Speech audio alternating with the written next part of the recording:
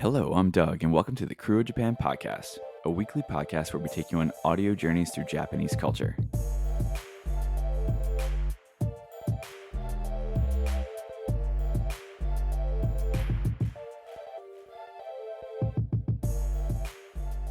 Welcome back to our podcast. In this episode, we'll be leaping into literature as a means of leveling up your Japanese language skills. Reading is a big part of language learning as a whole, and that's no different when learning a second language. Today, we are joined by Daniel Morales, host and creator of the How to Japanese podcast, to discuss his experiences, sneaky good tips, and approaches to literature-driven language study. By the end of this episode, we hope that you too will have some inspiration to grab a Japanese book and start smashing through some grammar and vocabulary right towards your language growth goals. Let's jump in.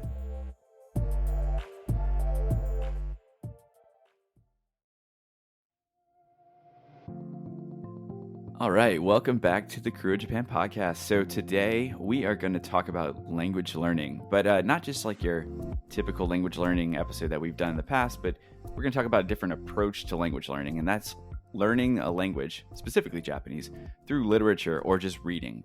So we have with us today Jen and Nigel. Hi, guys. What's up? How's it going? It's a Saturday when we're recording this, so it's pretty great. Saturday morning, to be exact. I've been yawning all morning. You need to get some coffee. And we have a very special guest with us today, Daniel Morales from How to Japanese Podcast and blog and Japan Times fame. So I will let him introduce himself and kind of talk about, just who he is, what he does, and then we'll jump into our typical kind of interview conversation portion of our podcast. So take it away, Daniel. Sure. So yeah, I'm a writer and translator based in Chicago right now. I am currently enrolled in the IUC Japanese program, which is the Inter-University Center for Japanese Language Studies, which is based in Yokohama. But as you all know, there's no way to get into Japan right now, unfortunately. So we started remotely, which isn't too bad, actually. So I've got classes in the evening, 6 to 10, but I've been in Chicago for 8 years, worked at the Japanese consulate here, and then worked at a trade association for property managers that had a lot of members in Japan. And then before that, I was in grad school at the University of New Orleans doing a creative writing degree. So after this program, I'll be transitioning to full-time freelance writing and translation work. That's awesome. Wow, yeah. Yeah. And we have what another about that? privateer here in the bunch today. So look at that. I Excellent. feel like I'm the Excellent. lone wolf. Get it? Because I went to Loyola Wolfpack. Oh, I thought that was a lone wolf and cub reference. Okay. No, it was totally Okay. a really bad Loyola pun. All these privateers in one podcast. Look at that. I know. Yeah. One of the questions we always ask our guests is, what is their connection to New Orleans? Which obviously you have one since you're from here. Sure. One of Yeah. us. Well, yeah. Born and raised and lived there. Yeah.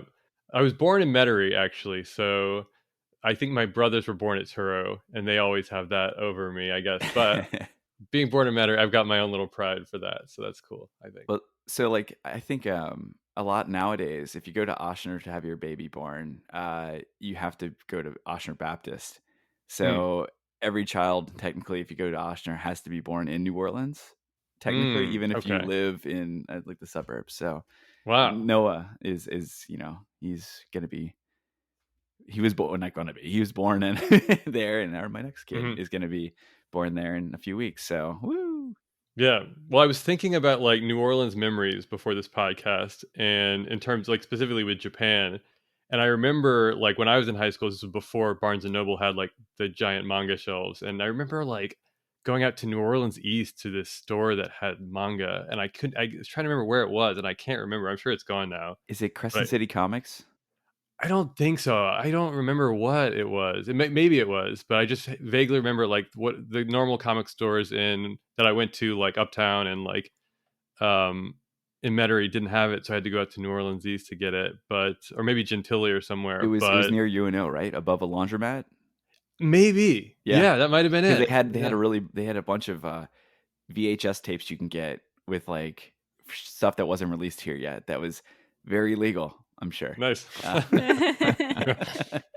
yeah, that was. And you didn't shop there, right, Doug? Oh no, I would never. Actually I did. Just making sure. That's where I got my Dragon Ball Z VHS tapes when I went to watch Brawley and all the episodes that hadn't been released yet. So, Yeah. but yeah, sorry. And then the other memory I have is like the Canal Place Theater. I saw Princess Mononoke there, and I think I also saw Howl's Moving Castle there. But one of those two showings, I can't remember which one. I think it was Howl's Moving Castle. I was like waiting for the subbed version. They were showing both the dubbed and the subbed, and I was like, it was like the last week it was showing, the last day of the last week it was showing, and I was waiting for the sub version, which was the last one that day, and I got there, and they were like, actually, the subbed version was damaged by the machine, and we only have the dubbed version left. I was like, so. But that was back before, I think, digital screenings, so I can't remember. Maybe that was Mononoke, but either one, like those were early on. Some Japan New Orleans memories for me. Awesome. So you mentioned, I guess being in New Orleans and getting into manga and anime. For most of our guests, we ask, what is your connection to New Orleans? Have you been? But for you, I guess we're going to have to swap that around. And for you, what is your connection to Japan? How did you get interested in Japan, and what is your Japan journey? Sure, that's a great question. So I think, like a lot of people in our generation, the last couple generations, Japan was always there. So I remember watching like Akira on Sci-Fi Channel on Saturday morning. That kind of was just present, and I wasn't totally crazy about manga and anime, but was into it for sure. And then I remember in high school, one of my English teachers had us writing haiku, and he would have us send them out to magazines, and I had one published, and that was like kind of interesting. And there was a teacher also in our high school who had been on Jet, and he showed us parts of the movie Tampopo. He was selectively editing Oh, wow. the parts that he showed us. He'd be like, okay, I have to stop here and fast forward like 2 minutes. We can't watch this section. But I remember seeing that movie, and so there were all these like little things that were kind of like adding up to, okay, Japan, building my awareness of Japan. And I did a project on Basho for my senior year, now that I remember it. But I think even that was inspired by, like, between junior and senior year of high school, I read Haruki Murakami's novel, Hardboiled Wonderland and the End of the World. I bought it at Boku Books on Magazine Street, which is no longer there. Ain't there no more. A good example of ain't there no more. And then like I read that book that summer and was just like blown away by it. And so spent like my senior year reading like as much as I could get my hands on, and then did that project on Basho my senior year. And that was kind of when I was like, okay, I want to like learn the language. And then when I got to college, studied Japanese, and then through that program was able to kind of go over a couple summers, and then ended up there on Jet. And so that was really that was my path there. Wow. So just to clarify, did you study abroad while you were in college? Mm-hmm. Was it through UNO? No, it was. So I went to Harvard for undergrad. Okay. And they had a great Japanese program. They had a lot of ways to kind of get involved over there. One was they had this internship program in Okayama, which was through the Rotary Club there. And so I went as a Rotary intern and was at a propeller company, which is very random. But they had this division that was designing ceramic plates and things for houses, ceramic lights.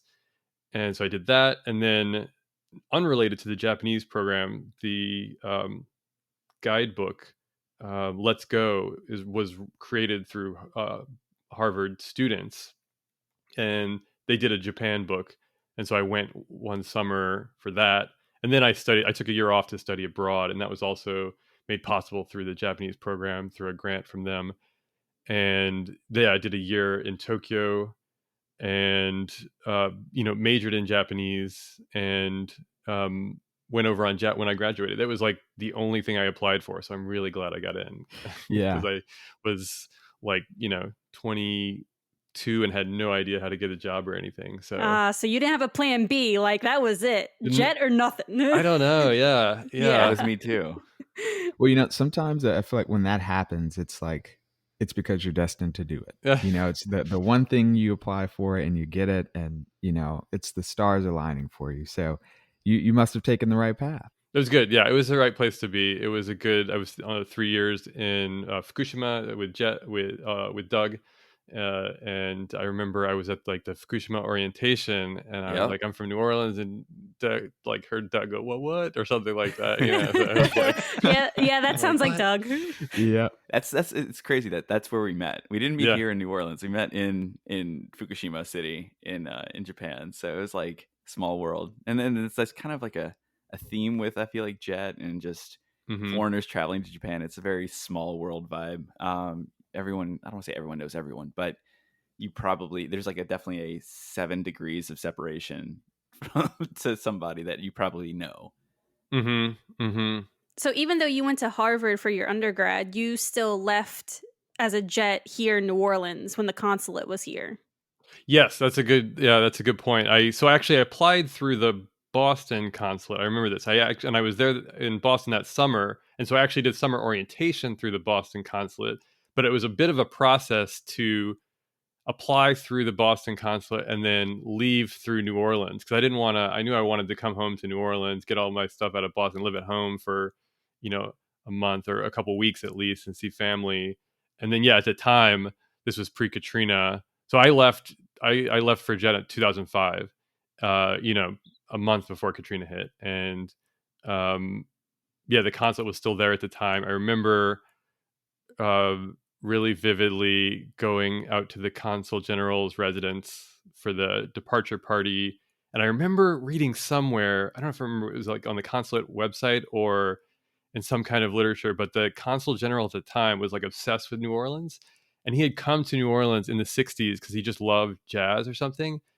And he had like no money and just came here and like slept on a bench because he like didn't have enough money to stay at a hotel, but was like having a great time back in the 60s, which just strikes me as such an awesome like Japan New Orleans connection, like Yeah, and that's cool. and Absolutely. not surprising at all. But that was left through the New Orleans consulate, which I don't know how long it was in New Orleans afterwards, but it's in Nashville now, unfortunately.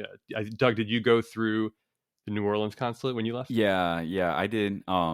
We had our pre-departure orientation and a similar thing with like going to the consul general's home for a party out of New Orleans. But I want to say that we were maybe the last or second to last. I can't. I'm not really sure, but I know it was pretty soon after that they had decided to move from New Orleans, or maybe they had already decided at that point, but it was still like in progress. They hadn't really officially moved.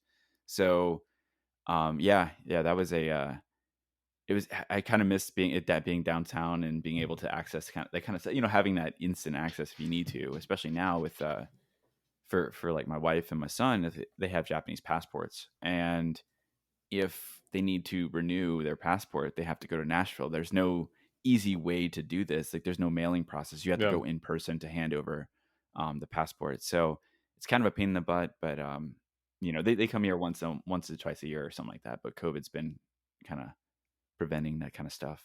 Yeah, I keep thinking about the Jets going this year and needing to get tested before they go over, and just can't even imagine like if you're in Kansas and have to go through the Chicago consulate, like you have to probably get tested in Kansas, then fly to Chicago and like pray to God that you're still that you're going to test negative, and then um, stay in Chicago overnight and then go. It's just, or you have to come to Chicago and then arrange a test. It's the logistics, just the logistical hurdles are just exponentially more difficult this year.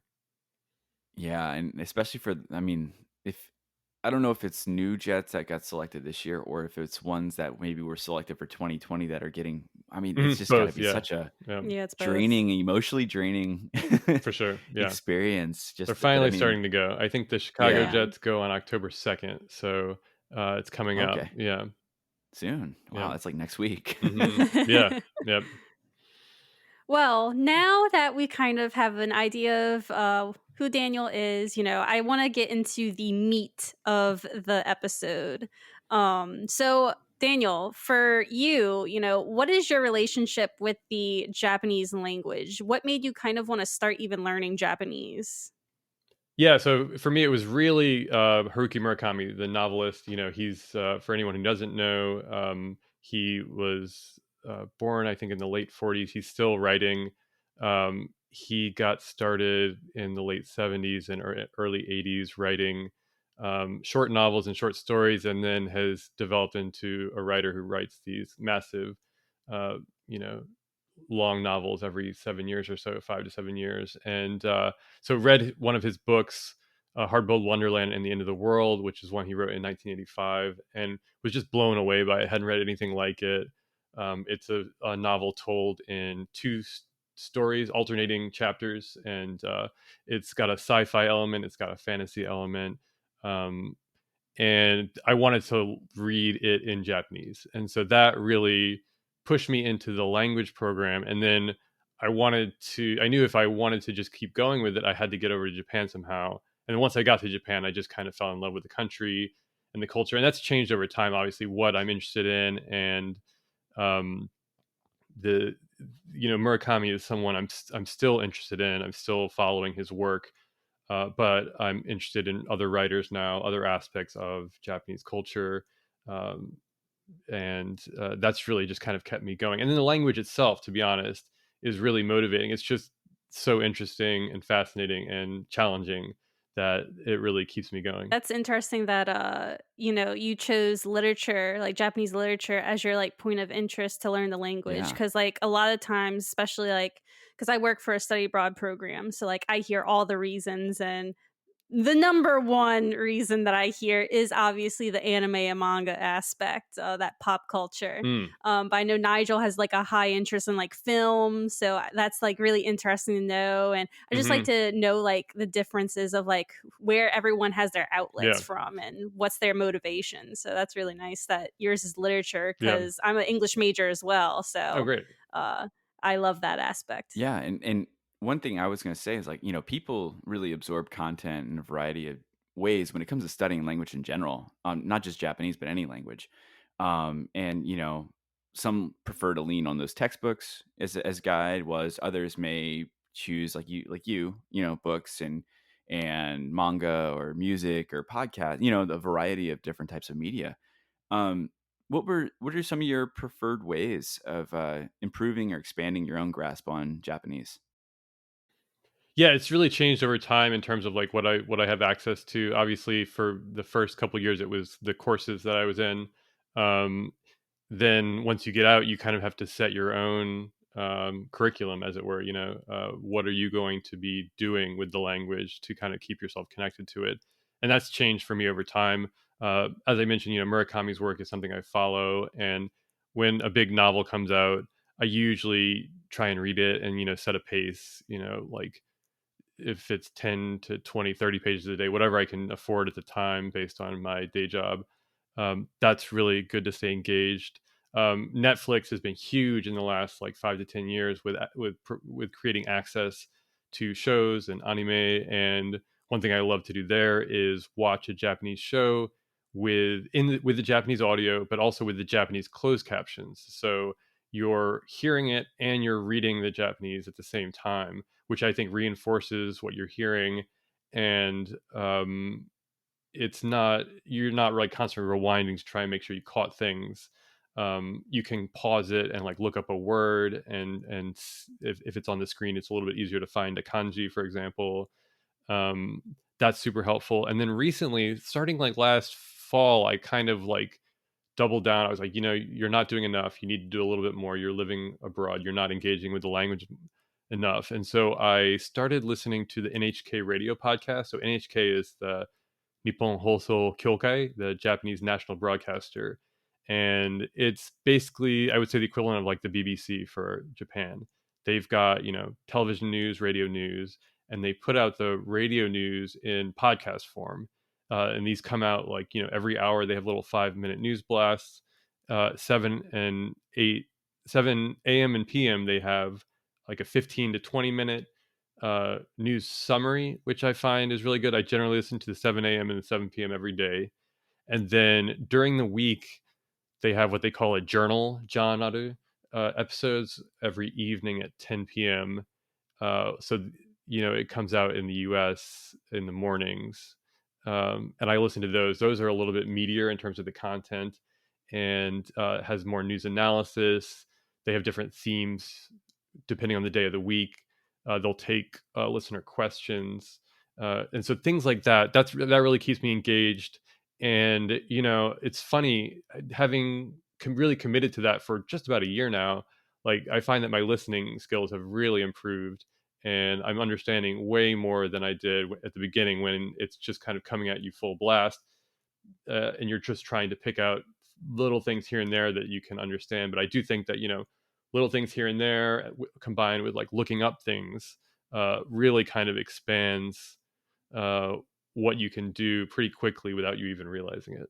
Yeah, those I had seen you on Twitter recommending those podcasts a few times, and I haven't actually given it a listen yet. But I feel like that's really for people who may be intimidated by picking up a newspaper and trying to read and having that barrier of kanji and not knowing how to read those kanji, because they don't always have them. They don't have furigana on newspapers, so not having that barrier, it would you can hear the words and you can kind of maybe that Mhm.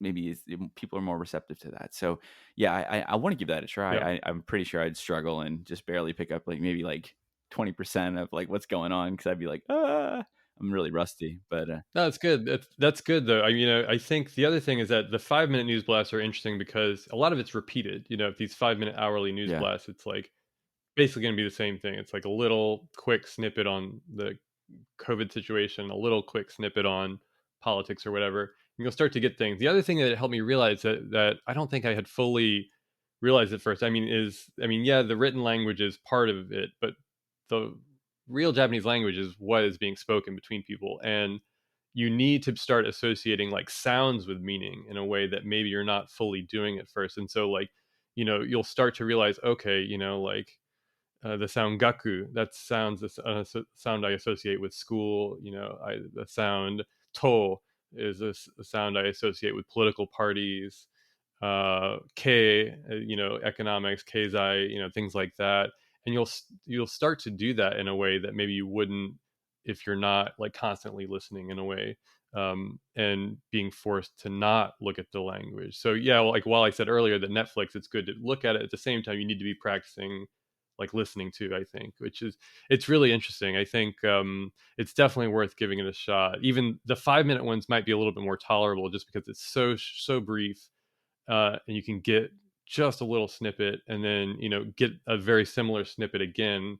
And really the only downside with these podcasts is that you're not allowed to see the entire archive. They get deleted pretty quickly, so you need to either download an episode and before it gets removed from your podcast listener, or listen to it immediately and online through the website. Okay. That's the one downside. Yeah. Wow. And do they come with transcripts? That's a good question. I haven't looked. They don't, at least with I listened on Overcast, and so they don't have it there. But I wonder. I wouldn't be surprised if they were available somewhere, just given that Japan is generally pretty good with accessibility. Yeah, maybe I can look into that and see if I can send you guys a link. Yeah. Oh, cool. That'd be great. Yeah, because I think that's, like you said, like having obviously listening is really important, but being able to associate those sounds with the the visual kanji that go with it, I think it kind of plays off each other. Yeah. There's a lot of ping pong that goes on in learning that stuff. Yeah, totally. So if you could rewind the clock back, and let's say you are a beginner at learning Japanese, and you wanted to learn through this kind of immersive experience, like you've been saying. Yeah. And specifically, like today, that main episode is talking about literature. Where would you begin with with Japanese literature and immersing yourself? That's a good question. Yeah. So I think, the key thing is you have to be reading something that you enjoy and something that you want to read. And so always keeping that in mind is that, like, what are you interested in outside of Japan? Like what's driving you? What are you like looking into normally on your free time? is that basketball, for me, it was beer brewing. And so I bought a book on brewing beer and the beer history, and I was able to read that and use it as a senior project in my Japanese class. But the other thing that I didn't do kind of was this system called tadoku, which is it means reading a lot, basically. So ta is the character for oi, so a lot, often, and then doku is yomu, so reading. And it is an organization, tadoku.org is something I got turned on to through a guy I interviewed for my podcast who I had been friends with on Twitter for a while, Daniel McKella.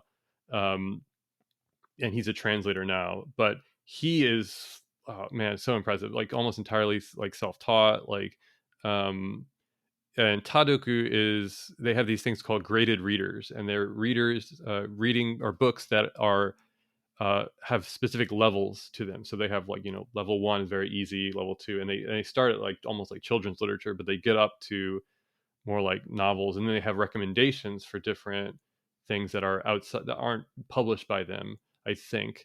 And then they have 4 rules. They say start from scratch, don't use a dictionary, skip over difficult words, phrases, and passages, and if it's too hard or if you don't like it, get rid of it. Which I think are all good rules and stuff that I was like kind of starting to apply on my own in my own reading practice. But I got there kind of the long way around rather than starting there, because I've been reading in class, little, stories and things like that, but it will feel more real if you're kind of invested in a specific book. If you're like, okay, this is a thing that I'm going to get through on my own. But the Tadoku system also is designed to kind of teach you to read like a native speaker. Because even when you're reading in English, you're not, I think if next time you read in English, try this, like try paying attention. Okay, how much of this am I really fully understanding? And you'll start to realize, oh wait, okay, maybe there's a word here or there that I'm skipping over just because I understand it through context, but maybe I'm only understanding like 70 to 80%. And can you get there in Japanese? Can I get to the point where I'm like basically getting through it? So like reading with the goal of not understanding every word, but also enjoying it, reading for the goal of enjoying it, and also reading for volume. I think that's a goal you can have. But so Tadoku is a great place to start. In terms of other material specifically, I would say there's a writer called Ogawa Mime. He's like a children's literature writer, old school. There's a lot available. It's in the public domain on this website called Aozora Bunko. And it's public domain literature uploaded by volunteers. So volunteers are literally looking at these books, typing it up themselves, and then uploading the documents. And for whatever reason, one volunteer has decided, I'm going to upload like everything by Ogawa Mime. And so the website shows you what's new, what's been newly uploaded. And for whatever reason, there's always new stuff from him. So he's a good one. There's a writer, Hoshi Shinichi, who's really famous for short stories. And he's like a kind of a sci-fi writer. He's someone I would recommend for beginners. I remember my teachers had us read a book by him that was, or not a book, a little short story that was about the narrator's like talking to the reader, and he's like telling the reader, oh, in Japan, if there's only one okashi left, no one will eat it because it's the last one, and that's what the etiquette says, is no one eats the last one because it would be rude to take the last one. And then it comes out at the very end that he's a vampire and the reader is the only human left in the world, but we're not going to eat you because you're the only human left in the world. So it was like, he's got stories like that are kind of, there's a twist to them. They're funny, but they involve Japanese culture sometimes. And then I would also recommend manga. I wish I had read more manga starting out, just because, you've got pictures with it. There's a huge variety. It doesn't have to be like, if you have this conception that manga is one thing, like, you're mistaken, because they have manga for everyone. And you just need to find out, like, kind of like what I said at the beginning, what are you interested in? What's going to propel you forward through a text? And like, if you can center that at your in your thinking, that could drive a lot of your choices. Yeah, I use manga personally a lot. Just because I do find it is easy for like visually, like the eyes, because like it's already broken up for you in little bubbles. Just focus on one bubble, then go to the next. Like, so that's my go-to is manga. So I relate to that one. Yeah. Yeah, and actually, when I was on Jet, I picked up I Shield 21, which is like an American football manga that came out during their late 2000s or whatever year it was. But I know I picked that up, and I was again like kind of following that thing. Like I wanted to find something that was interesting to me, and I really like football, so I wanted to like read this, and I think it was translated into English, but I wanted to give it a stab in Japanese because I kind of was interested in learning what the words were, how they translated some of the penalties and like different just football terminology. So that was one of those things where I just kind of kept powering through it, and it's I definitely, when you find something you're interested in, it makes it much more, I guess it makes you more determined to keep going, as opposed to if you're just picking up a book and you don't really know what it's about, but you're like, I'm gonna give it a try. You're not invested. So I totally feel that aspect of Hmm. finding the right type of literature. And one thing I would do too, I taught elementary school on Jet. So, and I know Daniel, you did too, right? Yep. Or did you do all grade I levels? did pre-K through junior high, so I Okay. did not do high school, but everything Yeah. else, yeah. I would pick up kids' books from like the school's library and just kind of like sift through them just to read, or I'd see like a second grader or a third grader reading something. I'm like, you know what? I probably can understand about the same like reading level as them. So that was, I always kind of tell people if they ask, like, don't be afraid of like getting into kids' books because it's geared towards people who are still forming their language ability. Totally. So that's just my kind of my experience with those types of things too. Definitely.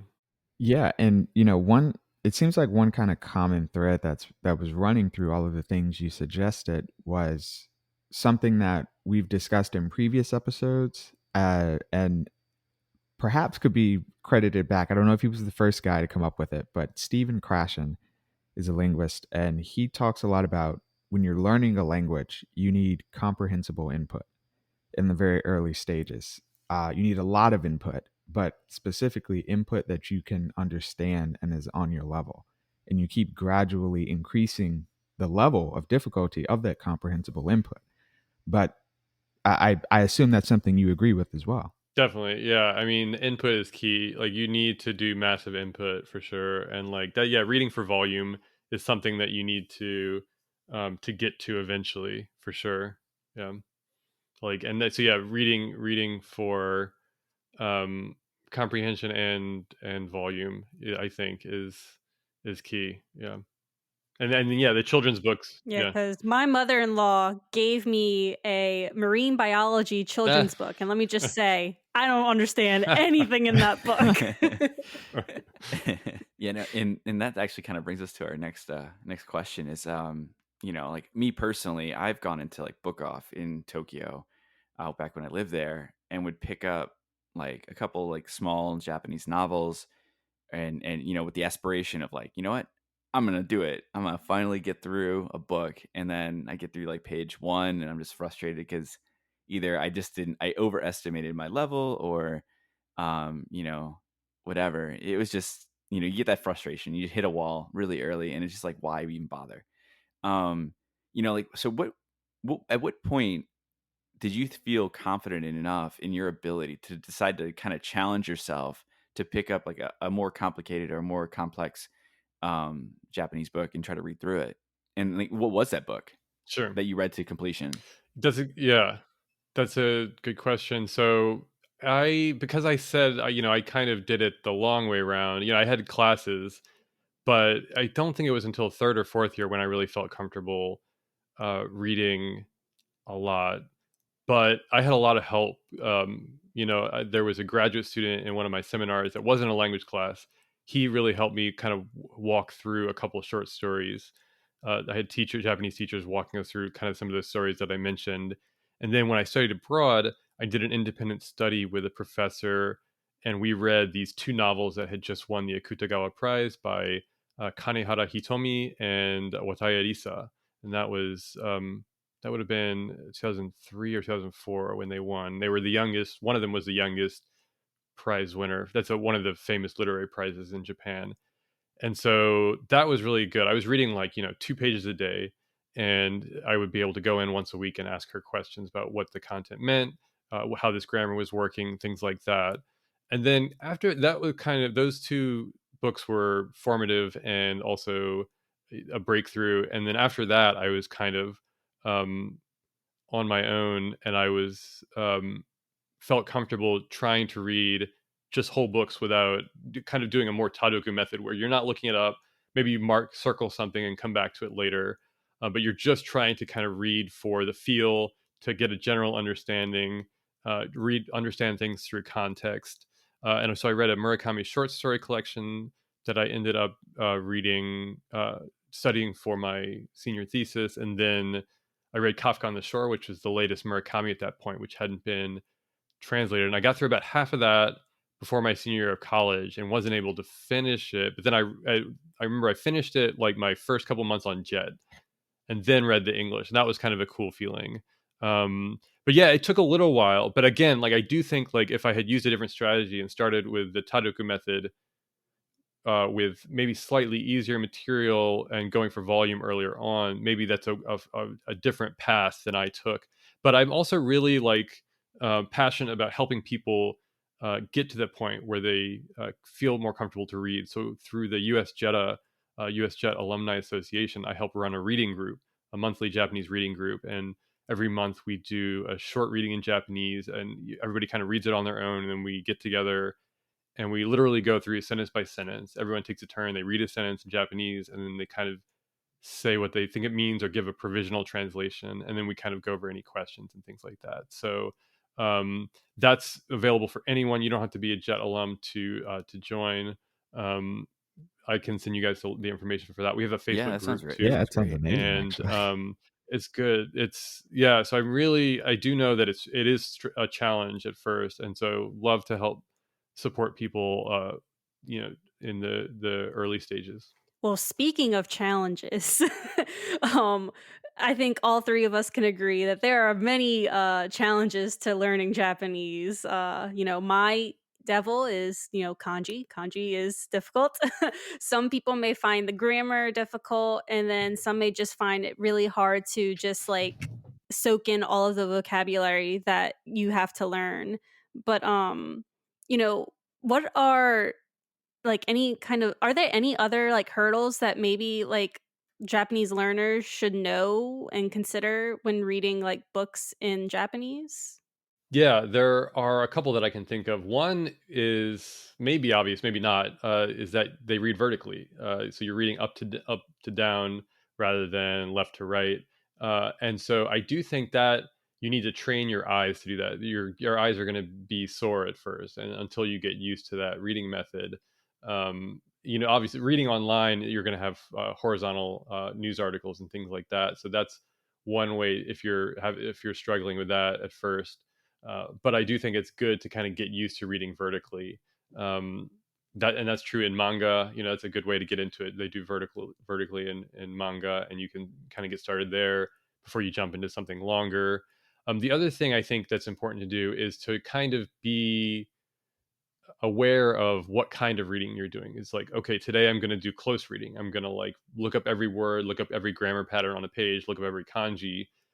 And then maybe tomorrow I'm just kind of read more loosely and just kind of get through it. Because I think one thing that's really interesting is that you start to realize that when you're reading, you're not reading on a kanji or individual character level.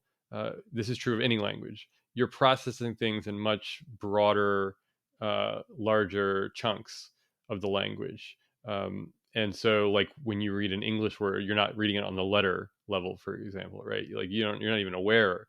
The word makes a shape that, clicks with a meaning in your head. And you need to get to that point with Japanese too. And the way you can do that is by reading more for volume, reading more loosely, trying to understand things from context. and rather than being frustrated by every word. I mean, you kind of get to the same place if you look up every word, I think, right? Like you'll eventually look up so many words that you'll get to the point where you don't need to look them up, and then you're reading that way. But if you can kind of train yourself, I remember like when I was in third year Japanese, one of my teachers had us do this exercise where she would give us a news article and she would hide it from us somehow, and then she would show us the headline and we could look at the headline for like 10 seconds, and then she would ask us a question about it, and then she would let us look at, she would give us a question about the news article, and then she'd give us like two paragraphs of the article, and we'd have like 10 seconds to like look at those two paragraphs to try and find that information. And what she was doing is she was like, these were basically repetitions at, you know, a Japanese reading gym, and we were kind of doing that quick, broad, fast reading rather than the close reading. We were trying to train our eyes to scan for different compounds in a way that you need to be able to do if you're going to read fluently in any language. So that's one thing I think to be aware of is like, okay, what kind of reading am I doing today? Is that affecting how I'm feeling about this reading? Do I need to switch it up? Things like that, I think, are important to consider. Oh, and then one other thing, take notes. I think that even for me now, like being able to read, I do think some of it seems to just kind of go in through one ear or, and then out the other side without retaining it. And you can I find that one of my grad student advisors in undergrads recommended, just take notes in the margin in English and say, okay, this is what happened broadly in this paragraph or in this page. And that way you're kind of cementing your understanding of it. And you have those notes to go back to if you need to reference it or something. So that's something I still do. And then with Murakami, actually, like when I'm reading one of his novels, after each chapter, I'll write like a quick summary so that that's useful for me if I'm writing a review or something later. But I do think it also just kind of helps cement your understanding of what happened, and forces you to kind of digest what you're reading. Do you write your summary in English or Japanese? English, yeah. Okay. It's just quicker. Yeah. Obviously, like it would be better for my writing practice if I could do it in Japanese, but like, yeah, I think in English for speed, because it just needs to be quick. It shouldn't take much more than like, a minute or two. Like this character did X, Y, and Z. Like if you can summarize it in like 2 sentences, that's perfect. Do you ever come across like hurdles, like cultural hurdles, where maybe like there's just something that doesn't make sense because like you're reading, you're like, wait, what am I reading? Like it's something very unique to like, or just like when we're reading American books, if like if a person does something, it's like we get the context of how they're or why they're doing that. In those type of cultural context situations, maybe when you're reading it just doesn't make sense, or idioms or things like that, where it just doesn't click. Like, do you have you really encountered a lot of those when reading some of the content you've read? Yeah, there's inside jokes, there's like references to different like pop culture that maybe I'm not familiar with. Yeah. That's hard. I translated one light novel, and during that I had a Japanese teacher actually, and I was asking her questions, and she was helpful in kind of tracking some of those down. She's like, oh, okay, this is like a joke about this commercial, and that was an example from that book. So it's useful to have a language partner, and that was from an online teacher that I could buy lessons in blocks of 10, I think, for like $300. So it was like $30 a lessons, which isn't bad at all, to be honest. And but that would be something absolutely worth considering if you're investing in your language study. Absolutely worth it, I think.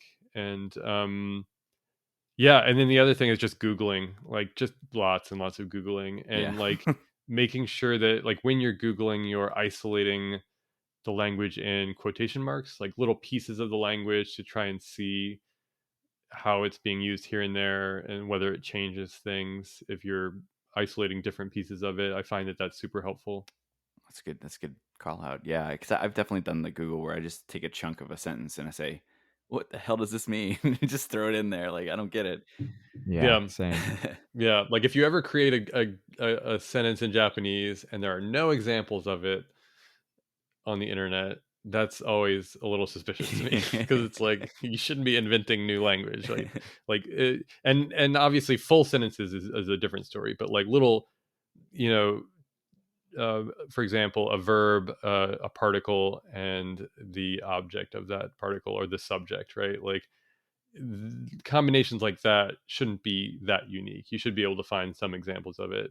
So if you ever need to kind of check something, that's a good way to do it. But yeah, that's like a little writing hack Cool. that I use. Well, you had mentioned earlier the Kutagawa Prize as a Mhm. good way of like finding out literature, and I wanted to see if you could share a little bit more about that, just in case that way Mhm. people are interested in looking into that, or maybe some prize winners. That's a really good point. The Japanese literary scene is really vibrant, and so the Akutagawa Prize is the main prize for what they call Junbungaku, so pure literature, which is more literary fiction.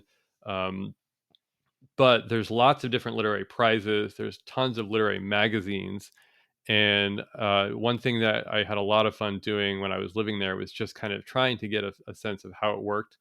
So they have these magazines, and I would go to a store and do, tachiyomi, which is standing and reading, and uh, looking at the indexes, looking at the author names, trying to figure out who was involved in what.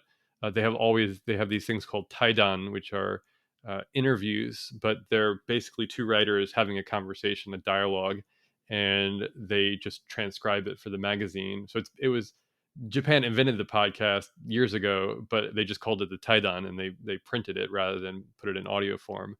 Um, those are all fun ways to kind of get involved. And then the Akutagawa Prize is cool because they also, and all these prizes, because they'll publish the winner in the magazine, but they also publish the judges' comments on it. So you can read what these people think of a literary work, and you can get the language of literary criticism. That's something that's fun to learn. You can start to understand how the different magazines are different, um, how the different writers are different, which writers are in right now, which writers are out. I was really lucky. The last time I went to Japan, I think it would have been 2019. I was kind of just doing that, and I found that Murakami had like a short nonfiction article about his father in it, which went on to get translated and published in the New Yorker. But I was able to read it in Japanese, and kind of that was a fun thing. So I always um, like that, and then you can like finding your own new writers that are like new, that maybe aren't being translated yet. That's always, I think, that can be a motivating thing if that's something you're interested in. um but yeah, and then the Akutagawa Prize is just so big that and kind of interesting, and there's always a little bit of drama with it, so that's something that can be a motivational uh, aspect that propels you through your reading. Yeah, so I think thus far, I think you've given listeners and us like a treasure trove of resources to explore to really take our Japanese to the next level. But for people who, let's say, they want your number one resource of where do I start? Let's see, what's the best book or blog or haiku or whatever, what would you recommend? And let's say for a beginner, an intermediate, and an advanced, what would you say? Okay, this is a good place for you to start with this book or resource. So I was thinking about this question, and I decided that I was going to answer all Murakami because that's really kind of where I got into it. So I've got Murakami for beginners, Murakami for intermediate, yeah, He's a Murakami and Murakami for fanboy. advanced. Uh, so the short stories is something I mentioned earlier with Hoshi Shinichi, but Murakami has his own collection of short stories, which is really fun. It's called Yoru no Kumozaru, so the spider monkey at night, and it's literally like 2-page stories, and they're all a bit funny and weird. Some of them are easier than others. I would say most of them are pretty easy, but there's a handful that are just so weird that they can be a little bit confounding. But for the most part, that's a perfect spot for beginners because it's a perfect amount. You can really look up every word and kind of understand what it's saying. And a lot of them are so silly. Like the title story is about a writer trying to write, and the spider monkey comes in through the window and is annoying him. And there's a lot of wordplay that is almost impossible to translate into English, but it's wordplay about hiragana, wordplay about katakana. And so that's a story that I think as a Japanese learner, you can really enjoy because you're able to access that joke. And it's not an inside joke. It's just a silly little language thing. That's a great place to start. You can find it for, 200 yen at a used bookstore. For intermediate Murakami, one thing that I would recommend is some of his nonfiction. He's written a lot of advice columns, which haven't been translated into English. He did this through like the Asahi newspaper and more recently through his own website. So he's got a lot of different collections. One I think is called Murakami Radio. There's one, I think it's called the Murakami Asahido or something like that, where or Murakami-san no Tokoro, I think, is one that he did earlier on through the Asahi. So he was doing like this kind of online thing, taking reader questions, like back in the early 90s or maybe the late 80s. I can't remember. Those are all super interesting because they're very like real to life. It's like reader questions like, I can't think of anything off the top of my head, but it's literally mundane stuff like what kind of like toaster oven do you have or something like that, so it's like very like concrete, real to life content, which is I think sometimes easier to parse than like literary fiction, which I think can be very, until you start to kind of get a good sense of the writers, the way they're portraying the world, describing the world, it can be hard to kind of like situate yourself. And then for advanced Murakami readers, I would recommend Norwegian Wood is a really good one. I mean, think that's like probably one of his easiest to read because it's very like real to life. It's not much sci-fi stuff. It starts off pretty quickly. I would also recommend Wild Sheep Chase. That's a good one. That's one of his more earlier works. So it's a bit of a combination of some of the stuff that he was really well known for, like magic realism, and combined with the kind of response to the post-war or the protest movements during the Vietnam War and the student movements, the kind of jaded 80s Japanese response to that. So that's kind of interesting. And then Wind Up Bird Chronicle 2 is a huge one, but I think one that would be really interesting to read.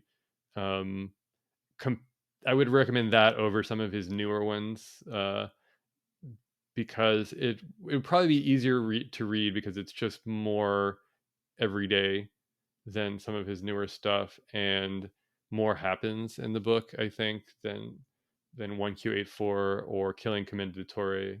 So those would be my Murakami recommendations, I think. But yeah, if you need any other recommendations, feel free to hit me up on Twitter or something like that. But yeah, Murakami is what I know best. So I did want to give a kind of a variety for people. Yeah, it's great. I kind of want to check out the spider monkey thing. That the spider monkey at night. Was it yeah, I'm surprised it hasn't been translated yet, to be honest. I really am. They're so fun. My only guess is that he doesn't really want them translated because he thinks they're too light or something like that. But like, I'm sure they'll come out eventually, even if it's like 100 years when they're in public domain or something like that. But yeah, they're a fun little set of stories. Yeah, he was. Is it like a compendium? He did two sets basically. So he published them in magazines. And they were accompanied by these illustrations by Anzai Mizumaru, which was an artist that he worked with for a long time, who's a pretty interesting artist. I think he's passed away, but he's got this kind of almost like Keith Haring feel to his art, very pop art, very like weird modern still life, pictures of like records and things that are very like kind of simple. And so the stories that, I can't remember which magazines they were published in, but one of them, they were kind of effectively advertisements. They were advertisements for J Press, which is a men's fashion line, which I think started in the US, but might even be owned by a Japanese company now. And then the second set was, I think, for watches. And so they were kind of these weird, like semi-advertisement, semi-commercial products, but so weird that like it was really purely just fun literature. And so, you got stories like kind of running gags about this repairman coming over to repair a pipe, and like he sees a kotatsu and he thinks the kotatsu is a time machine, and the narrator's like, yes, my time machine, and so it's these kind of bizarre everyday stories that are, again, super short, super easy, relatively simple writing. Can't recommend it highly enough. Yeah. Cool. Yeah, I'm gonna look into those because I feel like that's, if it's beginner level, that's probably where I need to start because it's been a long time since Yeah. I've tried reading Japanese. Yeah, that's where I need to Um, start. But the column sounds really cool too. Like, yeah, I want to know Yeah. what type of toaster Murakami uses. That's fascinating. Yeah. Yeah. Yeah. Definitely. And then, that was online for a little while. I think they might have taken it off, but maybe you can find it. I'll have to look. I'll try and see if I can find it on archive.org, because sometimes, those sites will get cached. If I find it, I will send you all the link, and maybe you can include it in the show Sure, notes. That would be amazing. That'd be great. So I did want to pull back a second, and maybe ask you a little bit more about your experiences with writing for the Japan Times, Mhm. because I know that you have written articles and contributed quite a bit for them. Um, are most of your works published in English only, or do you sometimes publish in Japanese as well? It's all English only, with a lot of Japanese examples, so sentences and, Okay. and grammar and vocab and things like that. I'm interested in writing in Japanese, but I'm not to that point yet. It's hard, but I'm curious to know, as somebody who's a writer, but also as somebody who taught writing at UNO when I was a grad student, and like um, kind of realized how I got better as a writer, and watched non-native speakers get better at writing English. I'm now curious to know, is that something I can do? Um, but yeah, at this point, just English. So another question just about that. What is the peer review process for those like article submissions? Like, is there a peer review process, or they looked at it, or you just submit it and then the editor kind of sifts through and says, "Yeah, this is good. We're gonna just publish as is," or how does that work? Yeah, they have a great staff at the Japan Times. They've got a lead editor, but they also have a lot of proofreaders. Generally, it goes through two or three people, and one of those is a native Japanese speaker. So all my phrases get checked, which is a huge help because they'll catch things here and there. But yeah, I think I've gotten to a good point where we're really comfortable. If there's anything that's kind of not working in a piece, they'll give me a chance to kind of rework it. But for the most part, I do feel I've been writing it for, man, going on 10 years now. And I feel really comfortable in that form and that like word count. So it's one that I really enjoy writing, for sure. Cool.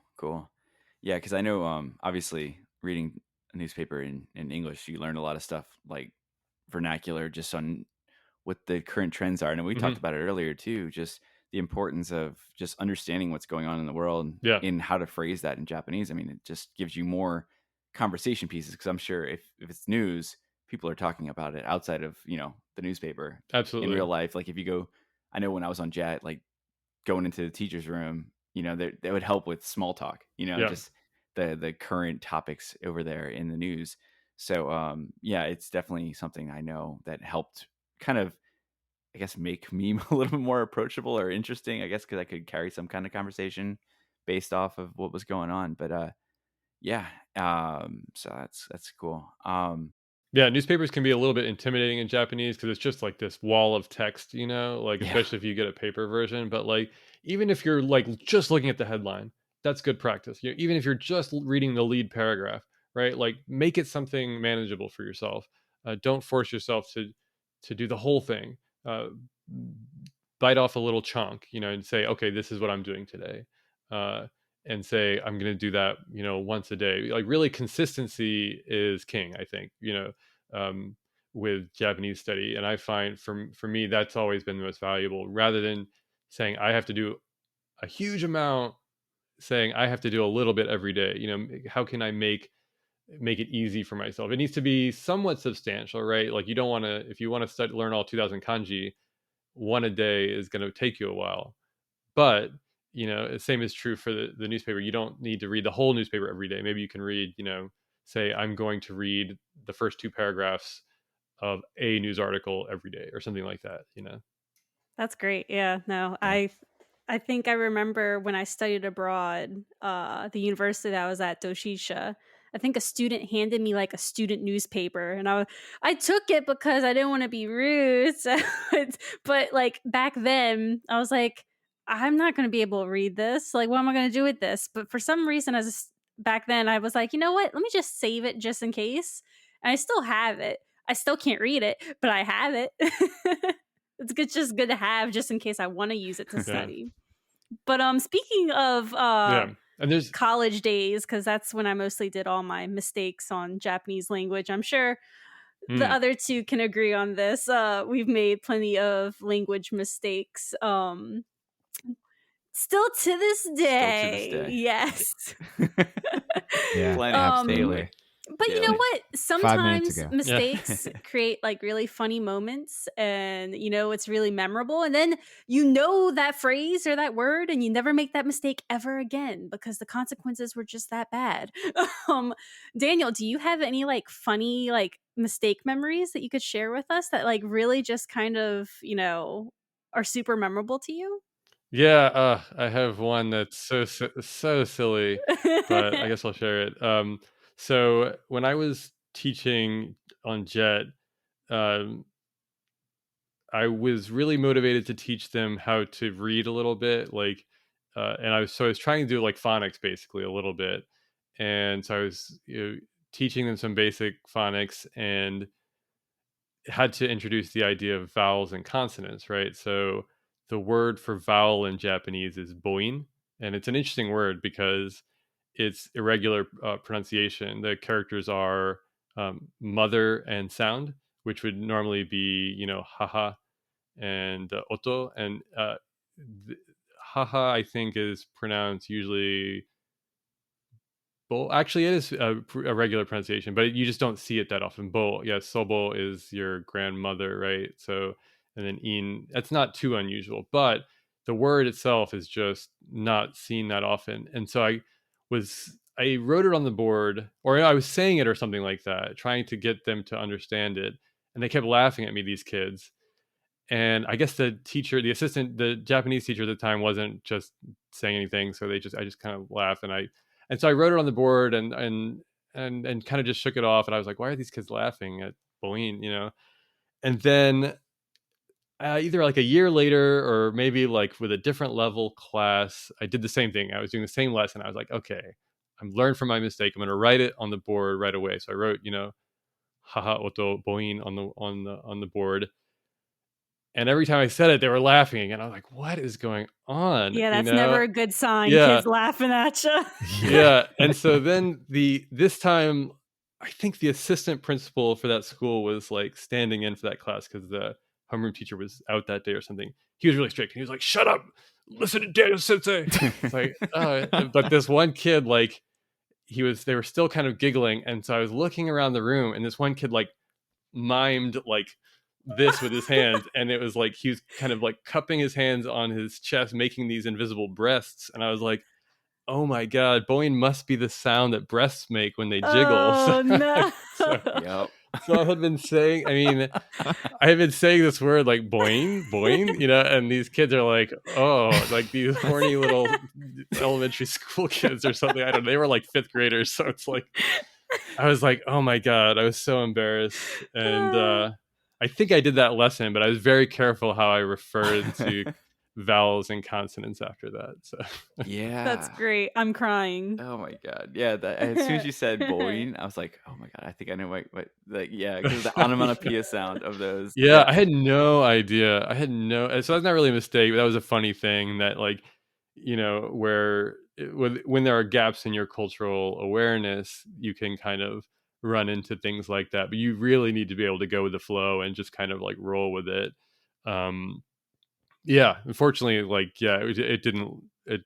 I think we got through it. So yeah, that reminded me of, like, I don't know if someone had told a story on the podcast previously. I can't remember, but the 3 Little Pigs. Mm. is when you're telling the story in English, you say "not by the hair on my chinny chin chin," and Oh like yeah, I yeah. didn't teach this in class, but a friend of mine did, and they said the kids were going nuts, laughing so hard, and she couldn't figure it out. And then her teacher told her, like, it's like, why are they laughing? And then yeah, hair on your chinny chin chin, and the chin chin means like a guy's Yep. anatomical part. Um, the member. So yeah, so the kids are just laughing their ass off just hearing that, because again, in English it's chin chin chin, like you're talking about your chin. But yeah, it was just one of those things that person real quick learned what Hmm. the phrase not to say in front of your elementary school kids if you want a serious reaction. Yeah. Oh yeah, I feel like many of jet teachers have been their mistakes in Japanese have been exposed by elementary school kids. Yeah. Yeah. That's quite interesting. But yeah, I mean that it's such a fun experience, all that stuff. So I mean, I love messing up in Japanese because it makes me remember stuff, but also it's that good icebreaker. And I've always found that out to be true.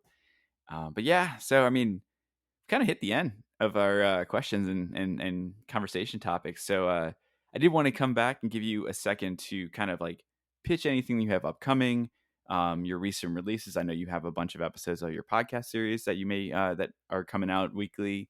Hmm. Your blog, anything else that you want to talk about, go for it. You have the stage. It's all you.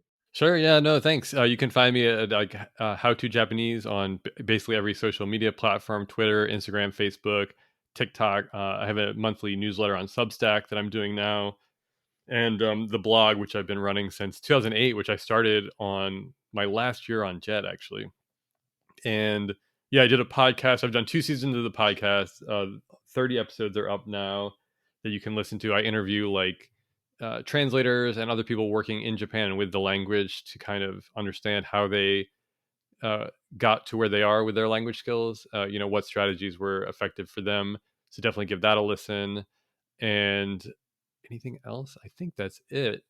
Um, yeah, and my stuff in the Japan Times, which I usually link to out on all my platforms, but you can also if you Google uh, Daniel Morales Japan Times, or even just search for my name on the Japan Times website, all of those will pop up. Awesome. Yeah, so go out there if you haven't read Japan Times articles yet. Daniels are a good place to start. Usually great content. Give you I read them for the language tips because there's a lot of good stuff in there. Just kind of things that you may not have thought of, or kind of tricks to help you learn certain types of phrases or words. So I really, really enjoy and look forward to your articles when they come out. And your blog too. I mean, I've been following your blog since Jet. I remember Oh, thanks. I Yeah, don't I try to read it as much as possible, but yeah, there were times when I yeah. hadn't, so I apologize if I missed a few. No, no worries. Yeah, no, it started as a for the Fukushima Prefecture newsletter Oh yeah, actually, when Kai Kadoich was running it. He asked me to write something, and then that was really what sparked the blog, and then got me here. So, yeah, yeah, it's been an interesting ride. Yeah, I love helping people with the language. Oh yeah, and then that reminds me, the reading group, US Jetta Japanese reading group. You can, if you search for it on Facebook, the group should pop up. All the information will be there. If you search on the US Jetta site, it's usually they include it in their events newsletter and things like that. We are currently doing the second Sunday at noon Central Time, but historically we've done second Tuesday. I have classes in the evening, so I can't do evening anymore. So we thought, so yeah, we're doing that, and that's once a month. I usually pick something from Aozora, the public domain literature forum. So this past month we read a little short piece about mushrooms that somebody had written, and this, I can't remember. I think we're actually, yeah, this next month we're reading a passage that somebody wrote about rain, what they remember about rain, and just I kind of look through whatever is being uploaded and try and find something. So yeah, if you're interested in getting a little step up, having a little support as you're getting into more advanced readings, definitely we would love to have you. You don't have to be a jet. We've been having like about 6 to 10 people every month, which is great. We're getting to critical mass, I think, because they started it through the Chicago chapter, and we were meeting in person for a long time, like back in 2014. and we've been doing it since then. But then we went virtual before the pandemic because people had kind of left, and we weren't able to really sustain it. So it dropped off for a little bit, but I was still kind of uploading readings. And then combined with US Jetto, I think we have enough, critical mass and like kind of people on their newsletter list to kind of have at least 5 to 10 people every month, which is great. That's perfect. That's awesome. Yeah. And just for those listeners out there, it's USJETAA. There's 2 A's. So US Jetto when you're searching that, just to keep that in mind. But yeah. Well, thank you so much for joining us today. This was a lot of fun. Got a great lot of tips on learning stuff. So I'm looking forward to going and finding those spider monkey short stories wherever I can find them. But but yeah, and thank you again. It's been a pleasure, and can't wait to listen to some more of your upcoming episodes on your podcast soon. Yeah, same. Yeah, thank you so much. Great to connect with everybody. Hope y'all are all recovering after Ida. Okay, it's been a rough month or two, but yeah, props for y'all to get this back up so quickly. It's, we're trying. We're shaking off the rust. Yeah. Yeah. Definitely, for sure. Yeah, just like the Saints. Just like the Saints. Oh, that's a sore subject. Ooh. We look good in the start. But, Yeah.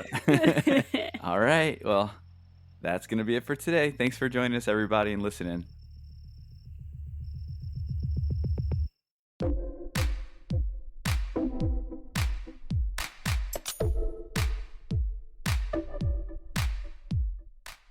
And just like that, this week's journey comes to an end.